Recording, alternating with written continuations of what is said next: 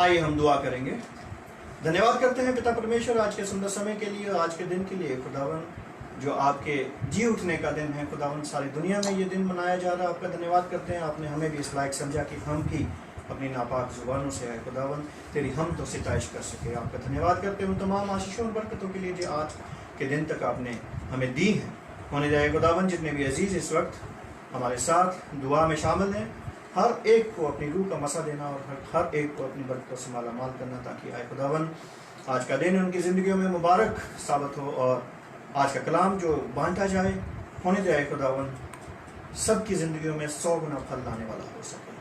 आज के तमाम इबादत के हिस्से को आपके हाथों में देते हैं खुदावन, और खुदावन आज की हमारी जो इबादत है होने दे खुदावन आपके हजूर मकबूल ठहरे और खुदावन आपको पसंद आने वाला हो सके। ये दुआ मांगते आपके प्यारे बेटे हमारे खुदावन यीशु मसीह के नाम से, आमीन।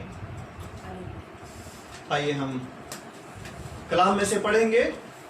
पहला हिस्सा जो लिया गया है निर्गमन की पुस्तक, उसका 15 अध्याय, पहली 2 आयतें और फिर 19 से लेकर 21 आयत तक। तब मूसा और इस्राएलियों ने यहोवा के लिए ये गीत गाया। उन्होंने कहा, मैं यहोवा का गीत गाऊंगा क्योंकि वो महाप्रतापी ठहरा है। घोड़ों समेत सवारों को उसने समंदर में पटक दिया है।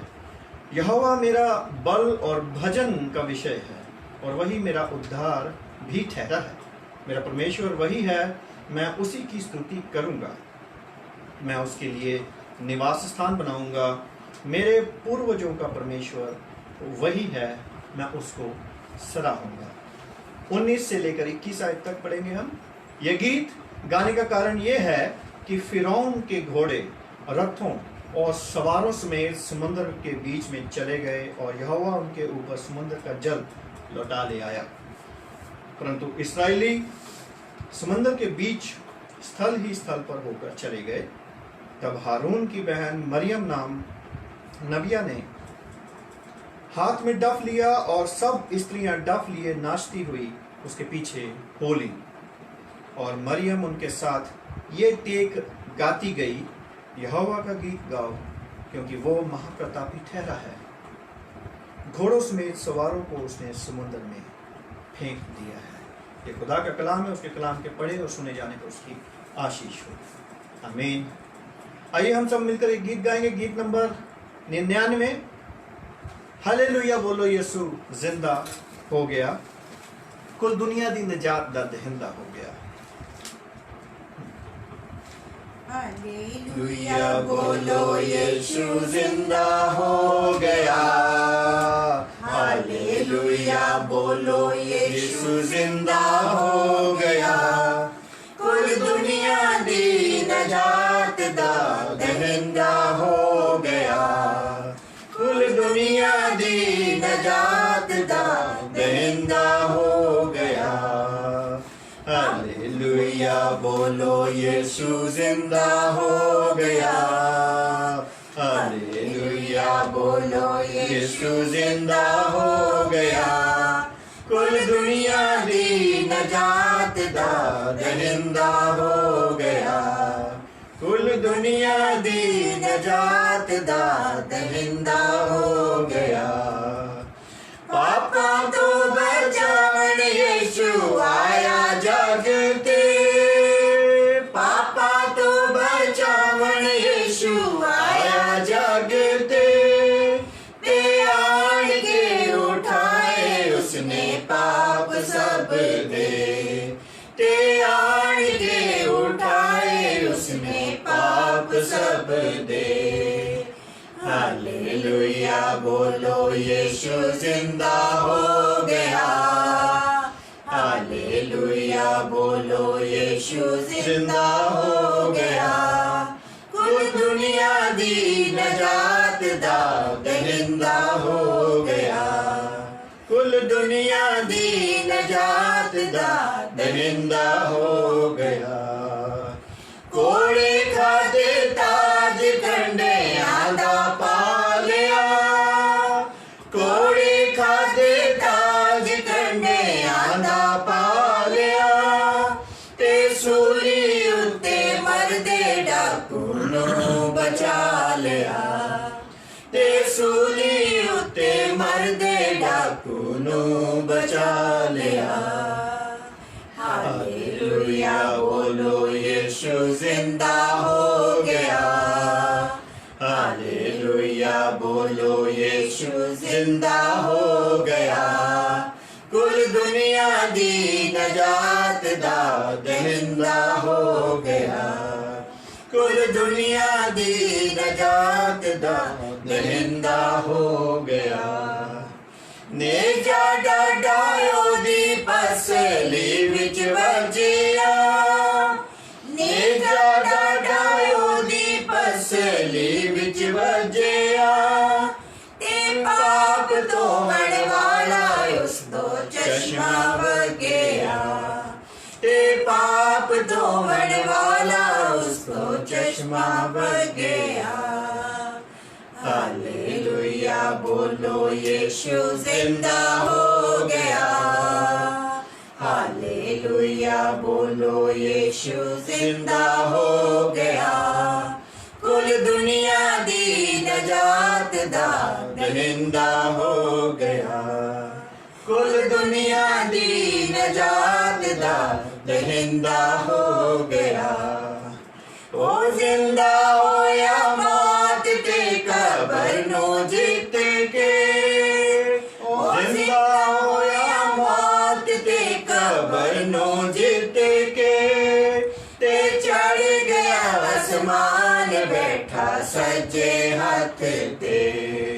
ते चढ़ गया आसमान बैठा सज्जे हाथ ते। हालेलुया बोलो यीशु जिंदा हो गया।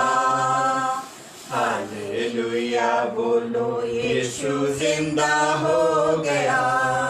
कुल दुनिया दी नजात दा दहिंदा हो गया। कुल दुनिया दी नजात दा दहिंदा हो गया। जय जय बोलो मोमनो मनाओ ईद नो। जय जय बोलो मोमनो मनाओ ईद नो। ते दिल विच रखियो मसीह दी दीद नू। ते दिल विच रखियो मसीह दी दीद नू। हालेलुया बोलो यीशु जिंदा हो गया। हालेलुया बोलो यीशु जिंदा हो गया। कुल दुनिया दी नजात दा दहिंदा हो गया। कुल दुनिया दी नजात दा दहिंदा हो गया। Hallelujah hallelujah hallelujah. हालेलुया। खुदावन का शुक्र है कि खुदा ने हमें बहुत बड़ी उम्मीद दी, जो कलाम में लिखा गया है कि खुदा ने कब्र के ऊपर फतह पाकर मौत के डंक को तोड़कर खुदावन ने हमें एक नया रास्ता दिखाया है। और उस रास्ते के जरिए मैं और आप खुदावन की बादशाहत के वारिस होने के लायक बनाए गए। कलाम का दूसरा हवाला आपके सामने पढ़ा जाएगा, जो कि लिया गया है कलूसियों की पत्री उसका 3 अध्याय 1 आयत से लेकर के 4 आयत तक। और सिस्टर रेनू हमारे बीच में मौजूद है, जो कि इस वचन को पढ़ने में हमारी अगुवाई करेंगी। मैं आपके सामने पढ़ूंगी प्रेरित पौलुस की पत्री रोमियो के कलीसियों के नाम और उसका 3 अध्याय 1 पद से लेकर 4 पद तक। यहाँ पर यूँ लिखा है, अतः जब तुम मसीह के साथ जिलाए गए तो स्वर्गीय वस्तुओं की खोज में रहो, जहाँ मसीह विद्यमान है और परमेश्वर के दाहिने ओर बैठा है। पृथ्वी पर की नहीं परंतु स्वर्गीय वस्तुओं पर ध्यान लगाओ, क्योंकि तुम तो मर गए और तुम्हारा जीवन मसीह के साथ परमेश्वर में छिपा हुआ है। जब मसीह जो हमारा जीवन है प्रकट होगा, तब तुम भी उसके साथ महिमा सहित प्रकट किए जाओगे। ये परमेश्वर का वचन है। इसके पढ़े जाने और सुने जाने पर पिता परमेश्वर प्रभु की आशीष। आमीन। आइए हम एक और गीत गाएंगे, गीत नंबर 280।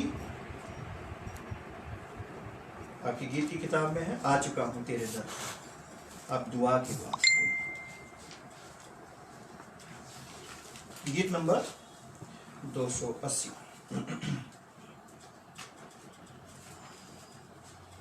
आ चुका हूँ तेरे दर पर, अब दुआ के वास्ते।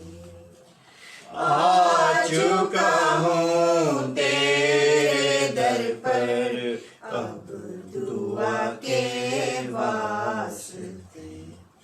दस्तो बस्ता चश्मे गिरिया, इल्तिजा के वास्ते।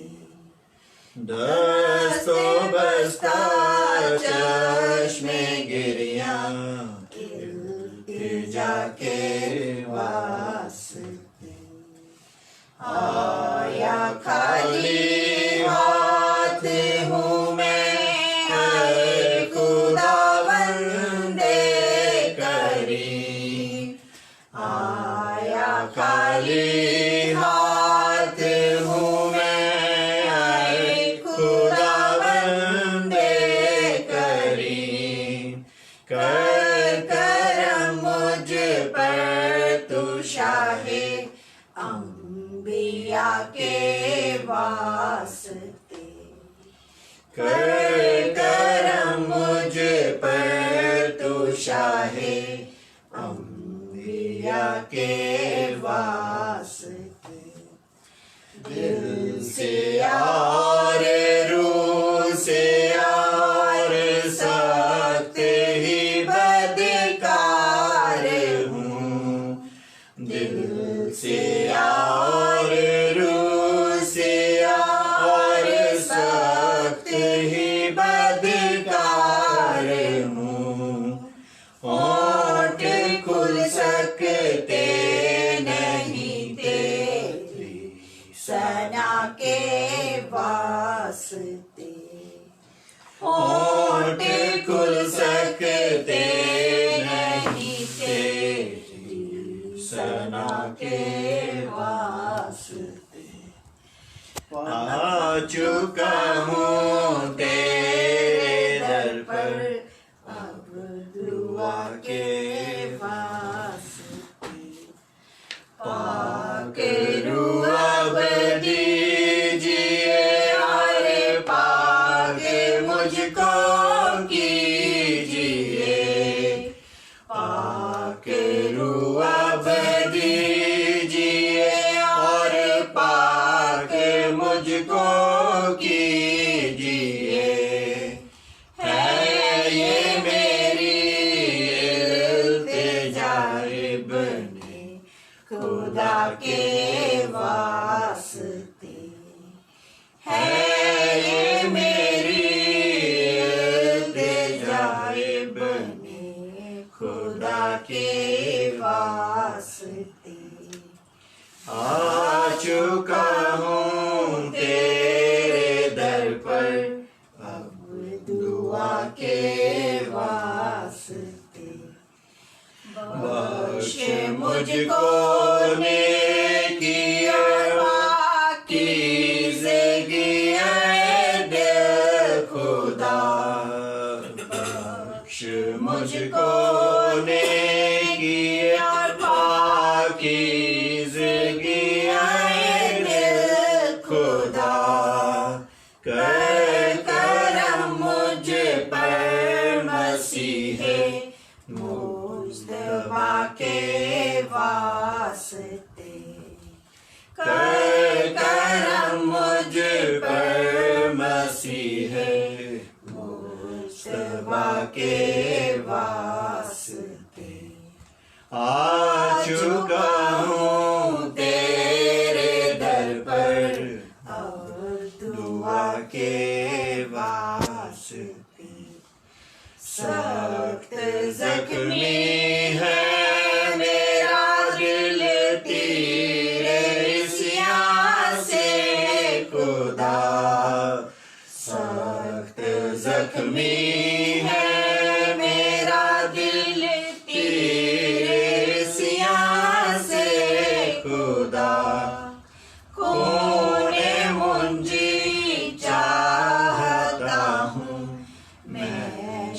शिफा के वास्ते खूने मुंजी चाहता हूँ मैं शिफा के वास्ते।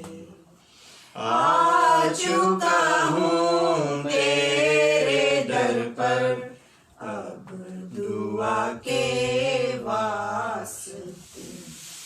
दस्त बस्ता चश्मे गिरिया इल्तिजा के वास्ते।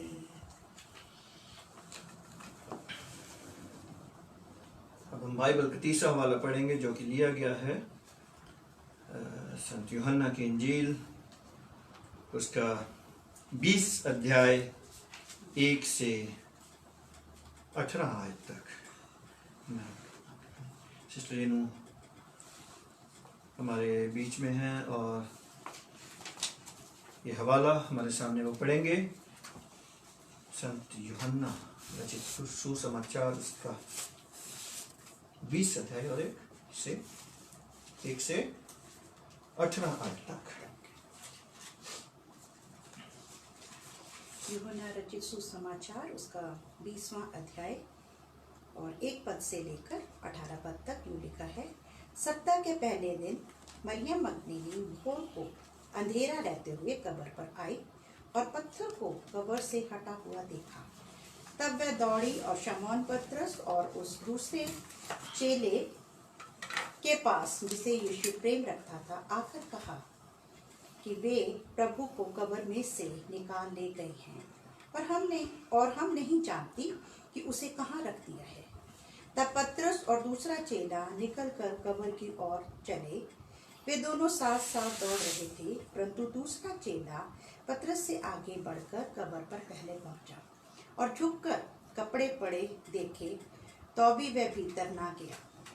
तब शमौन पतरस उसके पीछे पीछे पहुंचा और कब्र के भीतर गया और कपड़े पड़े देखे और वह अंगूछा जो उसके सिर से बंधा हुआ था कपड़ों के साथ पड़ा हुआ नहीं, परंतु अलग एक जगह लपेट कर रखा हुआ देखा। तब दूसरा चेला भी जो कब्र पर पहले पहुंचा था भीतर गया और देखकर विश्वास किया। वे तो अब तक पवित्र शास्त्र की बात ना समझे थे कि उसे मरे हुओं में से जी उठना होगा। तब ये चेले अपने घर लौट आए, परंतु मरियम रोती हुई कब्र के पास ही बाहर खड़ी रही। रोते रोते कब्र की ओर झुककर 2 स्वर्गदूतों को उज्जवल कपड़े पहने हुए, एक को सिरहाने और दूसरे को पिताने पड़े देखा, जहाँ यीशु का शव रखा गया था। उन्होंने उससे कहा, हे नारी, तू क्यों रोती है? उसने उससे कहा, वे मेरे प्रभु को उठा ले गए, मैं नहीं जानती कि उसे कहाँ रखा है। ये कहकर वह पीछे मुड़ी और यीशु को खड़े देखा, पर ना पहचाना कि ये यीशु है। यीशु ने उससे कहा, हे नारी, तू क्यों रोती है? किसको ढूंढती है? उसने माली समझकर उससे कहा, हे महाराज, यदि तूने उसे उठा लिया हो तो मुझे बता कि उसे कहाँ रखा है और मैं उसे ले जाऊंगी। यीशु ने उससे कहा, मरियम। उसने पीछे मुड़कर उससे इब्रानी में कहा, रब्बूनी, अर्थात हे गुरु। यीशु ने उससे कहा, मुझे मत छू, क्योंकि अब तक पिता के पास ऊपर नहीं गया, परंतु मेरे भाइयों के पास जाकर उनसे कह दे कि मैं अपने पिता और तुम्हारे पिता और अपने परमेश्वर और तुम्हारे परमेश्वर के पास ऊपर जाता हूँ। मरियम मगदलीनी ने जाकर चेलों को बताया, मैंने प्रभु को देखा और उसने मुझसे ये बातें कही। ये परमेश्वर का वचन है, इसके पढ़े जाने और सुने जाने पर प्रभु की आशीष हो। आमीन। खुदावन का धन्यवाद करते हैं आज के इस वचन के लिए जो खुदावन ने हमें दिए हैं। और इस वक्त ये समय होगा कि हम आज के वचन के ऊपर मनन करेंगे। और जो वचन आपके सामने पढ़े गए हैं, 3 हवाले आपके सामने पढ़े गए हैं। पुराने ऐहदनामे में से निर्गमन की पुस्तक उसका 15 अध्याय, फिर नए ऐहदनामे से कलूसियों की पत्री उसका 3रा अध्याय में से, और ये तीसरा हवाला जो आपके सामने पढ़ा गया यूहन्ना रचित सुसमाचार और उसका 20 अध्याय 1 से 18 तक। इन हवालों में जब हम देखते हैं कि खुदावन ने किस प्रकार अपनी महिमा को प्रकट किया, आदि से लेकर अंत तक हमारे बीच में, हमारे लोगों के साथ, मूसा से लेकर, आदम से लेकर, बल्कि आज तक हमारे साथ उसकी महिमा बनी हुई है। आइए हम दुआ करेंगे। ऐ खुदावन, मेरे मुंह का कलाम तेरे हजूर मकबूल ठहरे। ऐ हमारी चट्टान, ऐ हमारे फिदिया देने वाले, अपना इत्मीनान हमें बख्श। आमीन।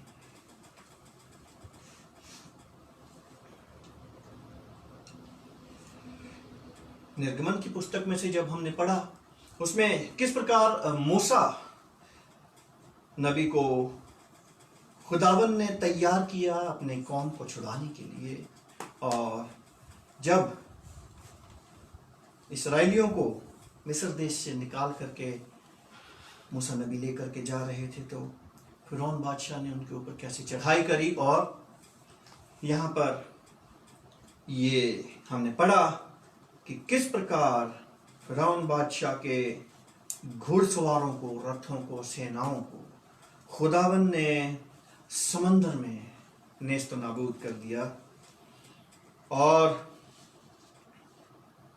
इस अपनी कौम को, इस्राएली कौम को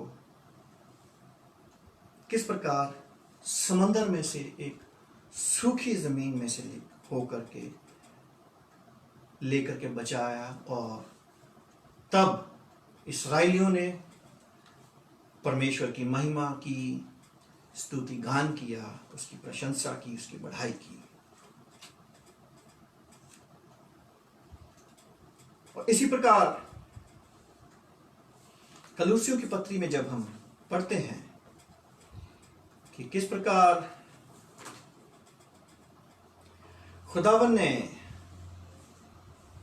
जो हमें आज्ञाएं दी हैं, उन आज्ञाओं में सबसे बड़ी आज्ञा किस प्रकार दी और क्या दी कि हम सबसे पहले तो एक दूसरे से प्रेम रखें, और दूसरा कि तुम मसीह के साथ जिलाए गए हो। जिलाए का मतलब जिंदा किए गए हो, तो स्वर्गीय वस्तुओं की खोज में रहो जहां मसीह विद्यमान है और परमेश्वर के दाहिनी ओर बैठा है। तो अभी कल परसों के जो सरमन में हमने जिक्र किया था कि हम सब जब बचाए जाएंगे तो खुदावन के दाहिनी ओर बैठेंगे। और गुड फ्राइडे वाले दिन भी जो डाकू दाहिनी ओर था वो बचाया गया और स्वर्ग में वो खुदावन यीशु मसीह के साथ गया है। और यही आश्वासन खुदावन यीशु मसीह हमें देते हैं कि पृथ्वी पर की वस्तुओं पर नहीं परंतु स्वर्गीय वस्तुओं पर ध्यान लगाओ, क्योंकि तुम तो मर गए और तुम्हारा जीवन मसीह के साथ परमेश्वर में छुपा हुआ है। जब मसीह जो हमारा जीवन है प्रकट होगा, तब तुम भी उसके साथ महिमा सहित प्रकट होगे। तो ये खुदावन का जो वादा है, खुदावन का जो वचन है, ये हमारे साथ वादा है कि हम भी खुदावन यीशु मसीह के साथ, जिस प्रकार आज वो कब्र की उन तमाम बेड़ियों को तोड़ करके और उस मौत के डंक को तोड़ करके जिंदा हुए, उसी प्रकार हम भी खुदावन यीशु मसीह की तरह जिंदा किए जाएंगे। जब हम पहला कुरिन्थियों उसका 15 अध्याय और 17 आयत में जब पढ़ते हैं, तो पहला कुरिन्थियों 15 अध्याय 17 आयत, वो हमें बताते हैं, वहां पे लिखा गया है कि किस प्रकार खुदावन यीशु मसीह जीवित हुए। और यदि मसीह नहीं जी उठा तो तुम्हारा विश्वास व्यर्थ है और तुम अब तक अपने पापों में फंसे हो। यहां पर ये लिखा गया है कि अगर यीशु मसीह जीवित नहीं हुए हैं, बहुत से लोग दुनिया में ये कहते फिरते हैं कि ऐसा कैसे हो सकता है, लेकिन खुदावन यीशु मसीह का वचन जो हमें सिखाता है वो ये कहता है कि अगर खुदावन यीशु मसीह जीवित नहीं हुए हैं तो फिर हमारा विश्वास व्यर्थ है। और 15 बाब की 26 आयत में जब हम पढ़ते हैं, सबसे अंतिम बैरी जो नष्ट किया जाएगा वह मृत्यु है। मृत्यु है। खुदावन ने मृत्यु के ऊपर फतह पाई आज के दिन, ईस्टर के दिन। और जो अंतिम बैरी है हमारा वो क्या है? मृत्यु है। और खुदावन जब मृत्यु के ऊपर फतह पा करके जीवित हुए तो क्या कहा कि कहां गया ऐ मौत, कहां गया तेरा डंक? क्योंकि पाप की मजदूरी क्या है? मौत है। और मौत जो है वो हम सबको डराती है, लेकिन खुदावन यीशु मसीह ने मौत के ऊपर फतह पाकर उसके डंक को तोड़कर ये साबित किया कि खुदावन को मारना पॉसिबल नहीं। गुड फ्राइडे वाले दिन भी जब हमने 7 कलमों के ऊपर मनन किया तो उसमें ये मनन किया कि खुदावन यीशु मसीह ने अपने प्राण खुदा के हाथ में दे दिए कि ऐ पिता, मैं अपने प्राण तेरे हाथ में सौंपता हूं। क्योंकि खुदावन कहते हैं कि मैं अपने प्राणों को बचाता नहीं हूं, मैं अपने पिता को वो प्राण सौंप भी सकता हूं और वापस ले भी सकता हूं। यूहन्ना की पत्री में ये लिखा गया है। और कुरिन्थियों की पहला कुरिन्थियों उसका 15 अध्याय 55 से 57 आयत तक जब हम पढ़ते हैं, 55 से 57 आयत जब हम पढ़ते हैं तो उसमें क्या लिखा है? हाँ जी, पहला कुरिन्थियों उसका 15 अध्याय 55 और 57 आयत। हे मृत्यु तेरी जय कहाँ रही? हे मृत्यु तेरा डंक कहाँ रहा? यस। मृत्यु का डंक पाप है, पाप का बल व्यवस्था है, परंतु परमेश्वर का धन्यवाद हो जो हमारे प्रभु यीशु मसीह के द्वारा हमें जयवंत करता है। इसलिए हे मेरे प्रिय भाइयों, दृढ़ और अटल रहो, प्रभु के नाम में सर्वदा बढ़ते जाओ, क्योंकि ये जानते हो कि तुम्हारा परिश्रम प्रभु में व्यर्थ नहीं जाएगा। बिल्कुल। तो ये जो चैलेंज खुदावन यीशु मसीह ने और मौत को किया कि ऐ मृत्यु कहाँ रहा तेरा डंक? और पाप का डंक क्या है? मौत है। लेकिन यहाँ पर हमें यहाँ पर देखने को मिलता है कि खुदावन यीशु मसीह ने मौत के ऊपर फतह पाई और वही आश्वासन और विश्वास हम सबको दिया कि हम भी एक दिन मौत पर फतह पाएंगे और हम सब जिंदा किए जाएंगे। गोवा हमारे बुजुर्ग, हमारे अजीज बहन भाई जो मौत को हासिल भी कर चुके हैं, मसीहत में कहा जाता है कि हमारे अजीज मरे नहीं बल्कि सोते हैं। और क्योंकि जो सोता है वो एक दिन जागता भी है। और हम सब अपने अजीजों के साथ एक बार फिर खुदावन यीशु मसीह की तरह जिंदा किए जाएंगे। और ये हवाला जो मिलता है हमें इफिसियों की पत्री उसका पहला अध्याय 19 और 20 आयत में मिलता है कि हम कैसे जीवित होंगे।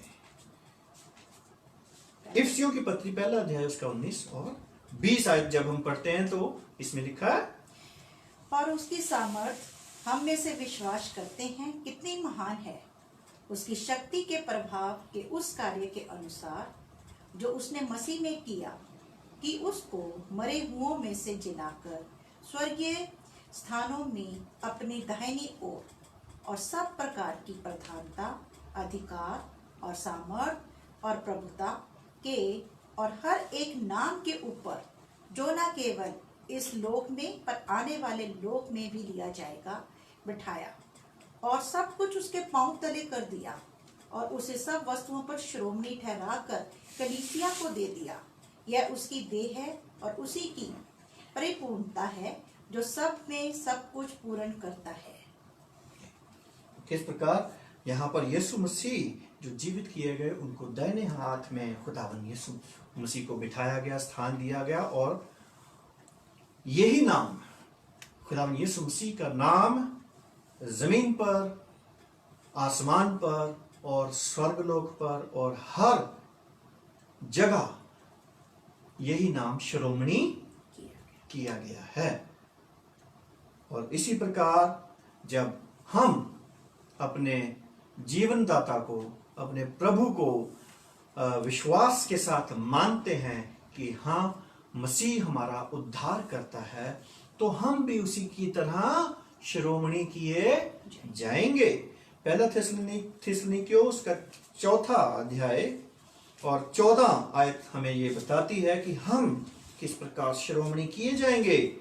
खुदावन का ये वचन जो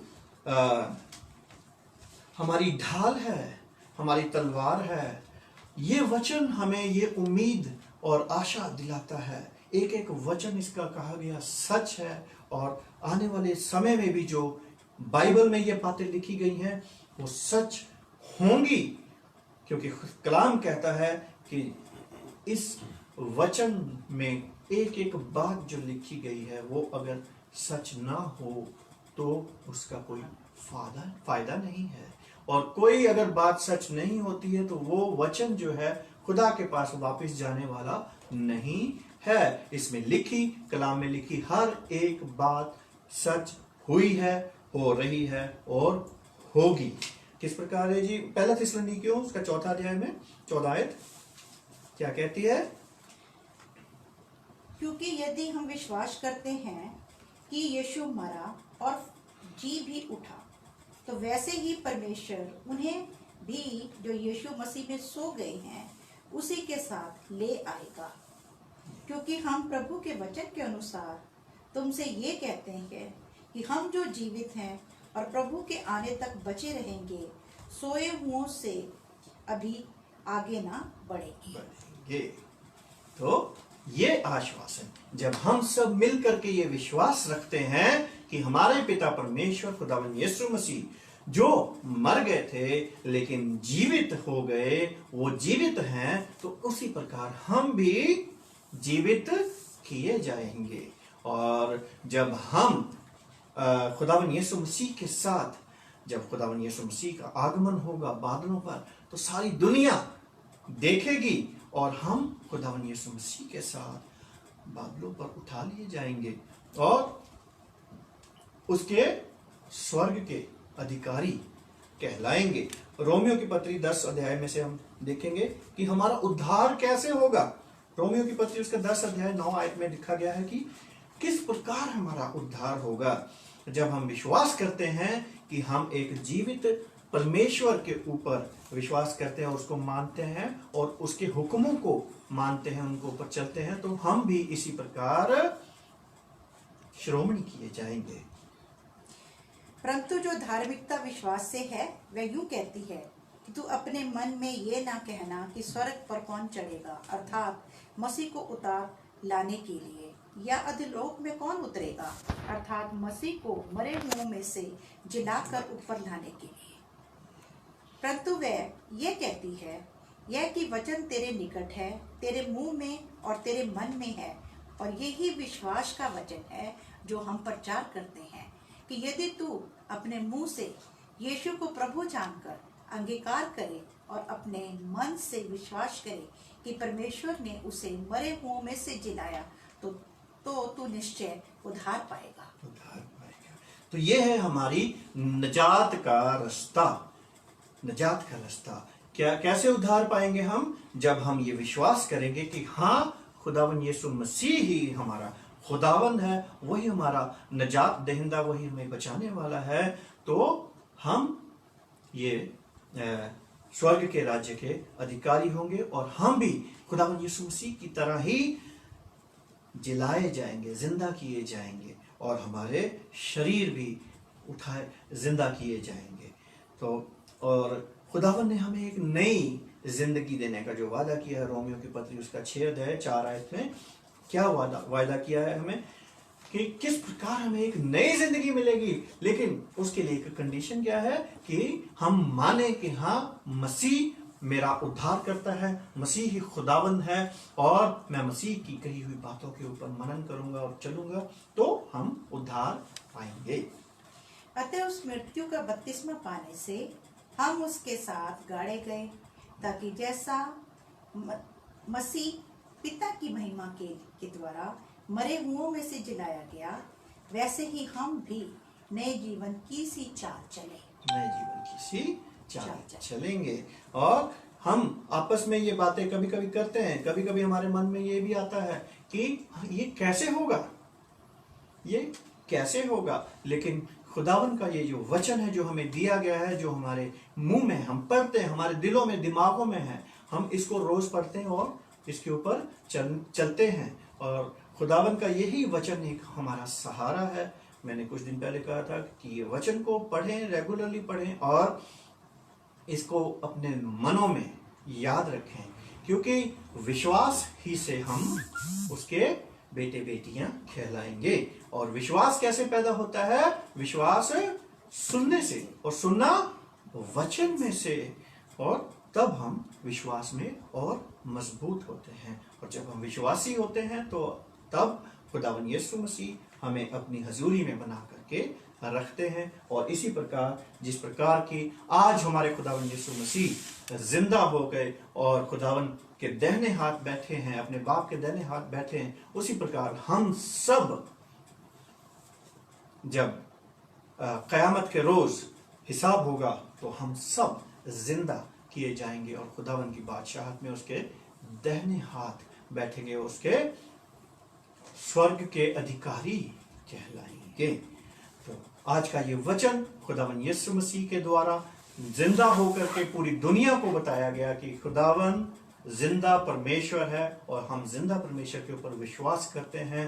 और जो जिंदा परमेश्वर के ऊपर विश्वास करते हैं वो जिंदा ही रहेंगे, कभी मरेंगे नहीं। गोया कि वो मर भी जाए तो भी वो विश्वास के द्वारा जिंदा किए जाएंगे, क्योंकि मसीहत में कहा गया है कि हम मरते नहीं बल्कि सोते हैं। तो आज का वचन ये आपकी जिंदगियों में बहुत बहुत फल लाने वाला हो सके, और इस वचन के द्वारा आपके फैमिलीज में, आपके बच्चों में, आपकी आने वाली संतानों में, आपके खानदानों में बहुत बरकतें देने वाला हो सके। आज का ये जो माहौल बना हुआ है, इस माहौल के डर के कारण बहुत सी कौमें, बहुत से देश डर रहे हैं कि हमारा क्या होगा। लेकिन हमारा विश्वास जो है, हमारा खुदावन यीशु मसीह के ऊपर विश्वास है, क्योंकि खुदावन ने कहा कि मैं तुझे कोई हानि नहीं होने दूंगा। गोया कि तेरे एक और 1000 और दूसरी और 10,000 भी गिरे, लेकिन तुझे कोई हानि नहीं होगी। तो इस विश्वास के कारण ही आज हम जिंदा हैं और खुदावन का धन्यवाद करते हैं कि उसने हमें इस लायक समझा और उसने हमें चुना ताकि हम उसके बेटे बेटियां कहलाएं।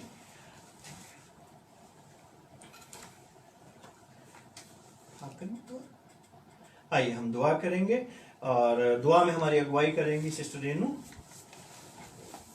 और उसके बाद हम गाना गाएंगे, गीत नंबर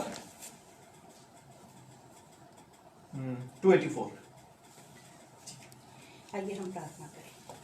धन्यवाद धन्यवाद धन्यवाद धन्यवाद धन्यवाद स्वर्गीय जलाली महाप्रतापी प्रभु परमेश्वर, आसमान और ज़मीन के खालिक, इब्राहिम इसहाक याकूब के सच्चे जिंदा खुदा। प्रभु परमेश्वर, तेरे आगे आते हैं, अपने आप को बिल्कुल खाली करते हैं। प्रभु जी, आप हमारी मदद करते हैं। प्रभु आपका धन्यवाद करते हैं। अब तक आपने हम सबको बचाया। प्रभु आपका धन्यवाद करते हैं। आपकी दी हुई तमाम आशीष और बरकतों रहमतों के लिए प्रभु आपका धन्यवाद करते हैं। दुआ करते हैं प्रभु परमेश्वर कुल जहान के लिए प्रभु जी, खासकर इस महामारी के लिए प्रभु जी। अब तक तूने हम सबको बचा के रखा है, पूरा विश्वास है प्रभु जी आगे भी आप हम सबको बचा के रखेंगे। कुल जहान पे प्रभु जी अगर कोई पीड़ित भी है उस पर भी आप अपनी दया दृष्टि कीजिए। खास प्रार्थना हम उन सब अजीज़ों के लिए करते हैं प्रभु जी, जो इस कोरोना वायरस से पीड़ित हैं, एडमिट हैं, चाहे वो आइसोलेटेड हैं या क्वारंटाइन है प्रभु जी, उन सब पे तेरी दया दृष्टि बनी रहे। खास करके हम प्रार्थना करते हैं प्रभु परमेश्वर, जितने हमारे अजीज बहन भाई प्रभु परमेश्वर ये असेंशियल ड्यूटीज कर रहे हैं प्रभु जी, चाहे वो डॉक्टर हैं, नर्सेस हैं, पैरामेडिकल स्टाफ है, पुलिस है प्रभु जी, चाहे वो एक सब्जी बेचने वाला है, जो भी एक एक जन प्रभु इस समय अपनी जान को हथेली पे लेकर प्रभु तेरे विश्वास के द्वारा प्रभु अपने कदमों को अपने घर से बाहर निकालता है प्रभु परमेश्वर, उस सब पे प्रभु तेरा खून छिड़कते हैं प्रभु जी। तेरा खून जो एक नजात का रास्ता हमें दिखाता है प्रभु, एक नई जिंदगी देता है प्रभु परमेश्वर, तेरा धन्यवाद करते हैं प्रभु जी। तमाम प्रभु छोटे बच्चों के लिए खासकर प्रार्थना करते हैं, चाहे वो 1 दिन का है, चाहे वो 10 साल का है प्रभु जी, और खासकर उन तमाम बुजुर्गों को प्रभु जी जो 60 साल से ऊपर है, लेकिन प्रभु आप एक एक जन पर अपना खून छिड़कना, चाहे वो किसी भी जाति धर्म का हो प्रभु, लेकिन तेरा अनुग्रह सब पर बना रहे, क्योंकि तूने मानव जाति को बचाया है प्रभु जी। हर एक जन पे तेरी दया दृष्टि बनी रहे, हर घटी कमी को पूरे करना, खास करके प्रभु जी उन सब लोगों के लिए प्रार्थना करते हैं जिन्हें किसी चीज़ की घटी है, खाने की घटी है या कपड़े की घटी है प्रभु जी। इस समय खाने की बहुत समस्या जो चल रही है प्रभु परमेश्वर, उसे भी परिपूर्ण करना प्रभु जी।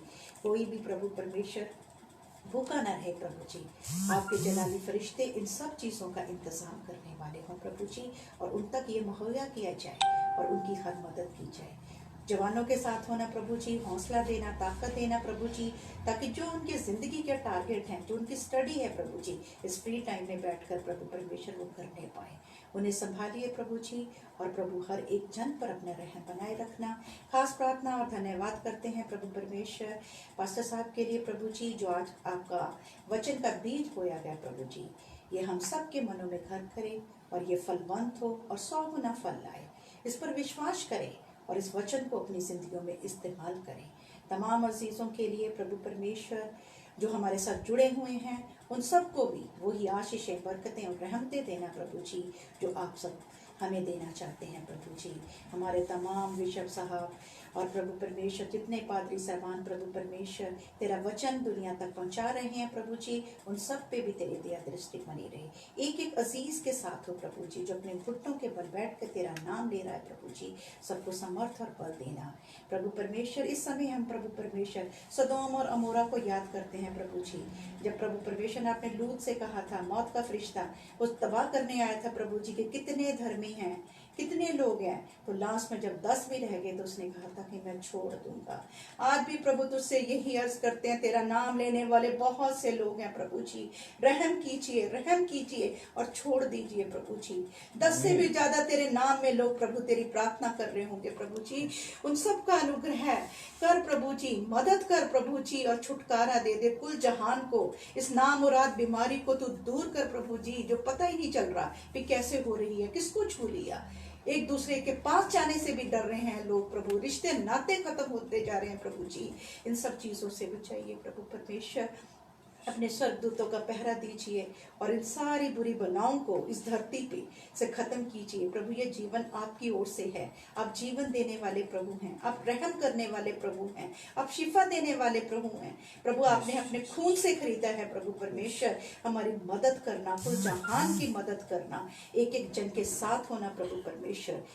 सारे आदर महिमा तुझे देते हैं और इस छोटी सी प्रार्थना को आपके बेटे हमारे खुदावन यीशु मसीह के नाम से मांगते हैं, आमीन। Thank you Jesus. God bless you sister जी।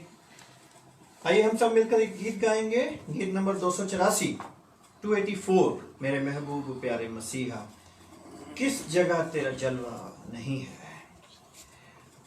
मेरे महबूब प्यारे मसीहा, मेरे महबूब प्यारे मसीहा, किस जगह तेरा जलवा नहीं है, किस जगह तेरी शोहरत नहीं है, किस जगह तेरी शोहरत नहीं है, किस जगह तेरा चर्चा नहीं है। मेरे महबूब प्यारे मसीहा, किस जगह तेरा जलवा नहीं है। लोग कहते हैं तो गे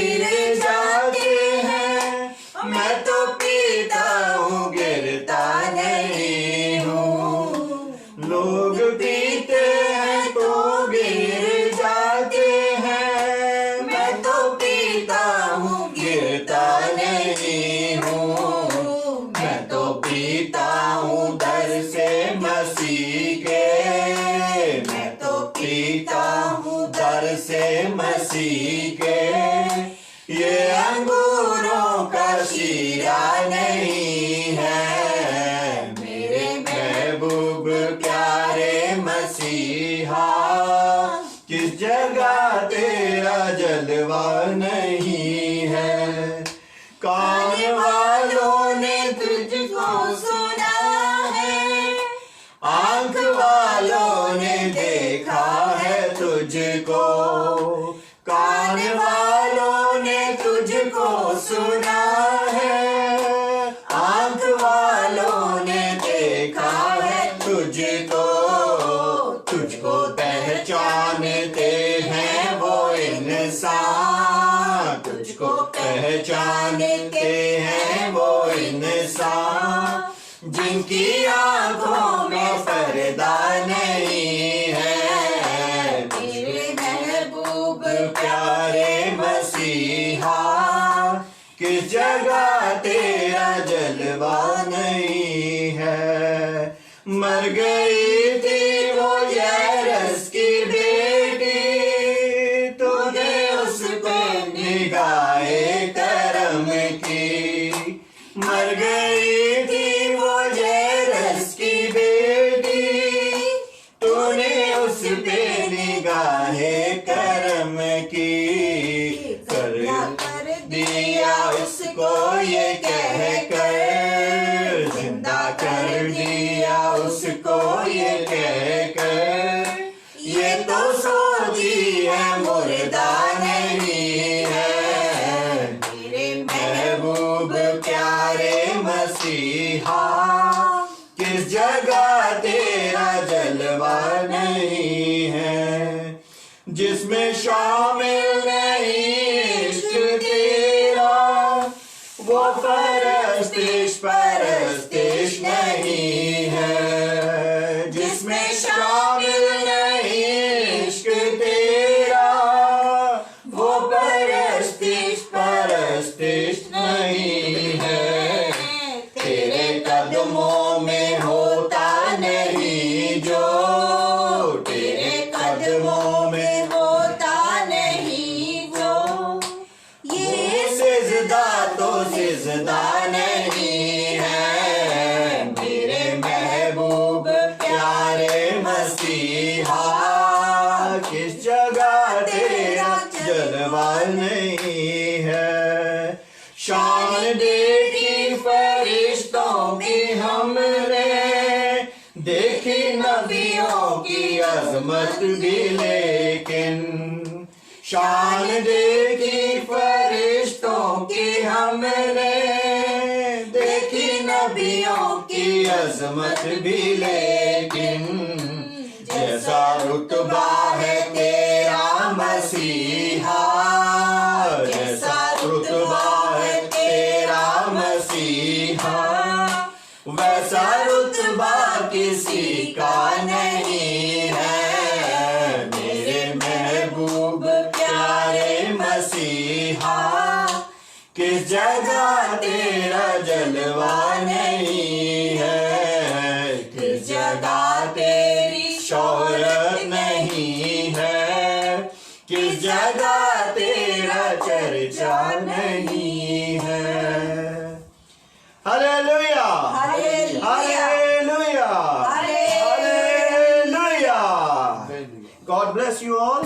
और आज का जो ये ईस्टर का दिन है, ये आपके जिंदगियों में और आने वाले समय में बहुतायत से बरकतें लेकर के आने वाला हो सके। आइए हम सब मिलकर के दुआ करेंगे। धन्यवाद करते हैं पिता परमेश्वर आज के सुंदर दिन के लिए और ईस्टर के लिए खुदावन, और इस उम्मीद और वचन के लिए खुदावन जो आपने हमें दिया है कि हम भी आपके साथ आपकी तरह जिंदा किए जाएंगे और हमारे अजीज हम सब एक बार फिर एक दूसरे को रूबरू मिलेंगे और देखेंगे। धन्यवाद करते हैं इस सुंदर वचन के लिए और खुदावन धन्यवाद करते हैं हमारे तमाम परिवारों और कलीसियाओं के लिए, हमारे तमाम चर्चों के लिए और पादरी साहिबान के लिए और बिशप्स के लिए खुदावन, हर एक जन आए खुदावन इस वक्त दुआ नबू है और खुदावन हर एक जुबान अंगीकार कर रही है, हर एक घुटना टिका हुआ है, झुका हुआ है। आए खुदावन तेरा कलाम कहता है कि हर एक जुबान अंगीकार करेगी, हर एक घुटना टिकेगा। आए खुदावन आपका धन्यवाद करते हैं इस वचन के लिए, हमारी जिंदगियों में आए खुदावन ये वचन देने के लिए, हमारे गुनाह आलूदा बदनों को, हमारी जिंदगियों को आए खुदावन खुशनुमा बनाने के लिए आपका धन्यवाद करते हैं खुदावन। खुदावन इस उम्मीद के लिए और नई जिंदगी के लिए, नई रोशनी के लिए आपका धन्यवाद करते हैं खुदावन। और ख़ास तौर पर खुदावन धन्यवाद करते हैं इन अजीज़ों के लिए, इस घर के लिए, और जहाँ पर ये दुआ हो रही है इस जगह को आए खुदावन आपने चुना और इस जगह को मखसूस किया और इस जगह को आए खुदावन आपने अपने नाम के जलाल के लिए इस्तेमाल किया। आपका धन्यवाद करते हैं। हाँ, हमारी सबकी जिंदगियाँ, इस परिवार को, ख़ासतौर पर सिस्टर रेणुका और भाई रॉबिन के परिवार को, उनके बच्चों को आए खुदावन आपने अपनी बरकतों से नवाजा और ये परिवार इसी प्रकार आए खुदावन आपकी हजूरी में और आपके कामों में बढ़ चढ़ कर हिस्सा लेता। आपका धन्यवाद करते हैं खुदावन। उन तमाम अजीज बहन भाइयों के लिए धन्यवाद करते हैं खुदावन जो हमारे चर्चेज में 18 सेक्टर के चर्च में आए खुदावन कार्यरत हैं और ख़ास तौर पर जो आए खुदावन इंतज़ाम कर रहे हैं, इंतज़ामिया कमेटी है, और ख़ास तौर पर पादरी साहिब के लिए खुदावन तमाम पादरी साहिबान जो हमारे 18 से चर्च के पादरी साहिब हैं, reverend Denzil People, reverend Mukesh Sahay, reverend Meena Robinson और दीगर खातमों के लिए खुदावन नाम बनाम आपके हजूर लेकर के आते हैं। और ख़ास तौर पर हमारे बिशप साहब को जो हमारी अगुवाई कर रहे हैं और हमें गाइड कर रहे हैं कि किस प्रकार आपने अपनी कलीसियाओं को मजबूत करना है, उनकी मॉरल सपोर्ट बढ़ानी है, उनको एकजुट करना है, उनको यकानगत में लेकर के आना है। खुदावन सबको अपनी रूह का मसा देना और अपने नाम के जलाल के लिए इस्तेमाल करना। खुदावन मैं अपने परिवार को भी आपके हुजूर लेकर के आता हूँ खुदावन। हर एक को खुदावन सेहत और तंदुरुस्ती देना और उम्र की दराजगी देना ताकि हमारा परिवार भी इसी तरह आपकी सेवा में और आपके नाम के जलाल के लिए इस्तेमाल होता रहे। ये दुआ मांगते आपके प्यारे बेटे हमारे खुदावन यीशु मसीह के नाम से, आमीन। आए हमारे बाप तू जो आसमान पर है, तेरा नाम पाक माना जाए, तेरी बादशाहत आए, तेरी मर्जी जैसे आसमान पर पूरी होती है और जमीन पर भी हो। हमारी रोज की रोटी आज हमें बख्श दे और जिस तरह हम अपने कसूरवारों को माफ करते हैं तो भी हमारे कसूरों को माफ कर, हमें आजमाइश में न पड़ने दे बल्कि बुराई से बचा, क्योंकि बादशाह कुदरत और जलाल हमेशा तक की रही है, आमीन। अब हमारे खुदावन यीशु मसीह का फजल, पाक रूह की शराकत और रफाकत उन तमाम मुकद्दसों के साथ, खास तौर पर इस घराने के साथ अब से लेकर हमेशा तक होती रहे, आमीन। धन्यवाद धन्यवाद धन्यवाद सारी आशीषों के सोते धन्यवाद धन्यवाद धन्यवाद धन्यवाद सारी आशीषों के सोते धन्यवाद सारी आती ऊपर से हालेलुया धन्यवाद धन्यवाद धन्यवाद सारी आशीषों के सोते धन्यवाद,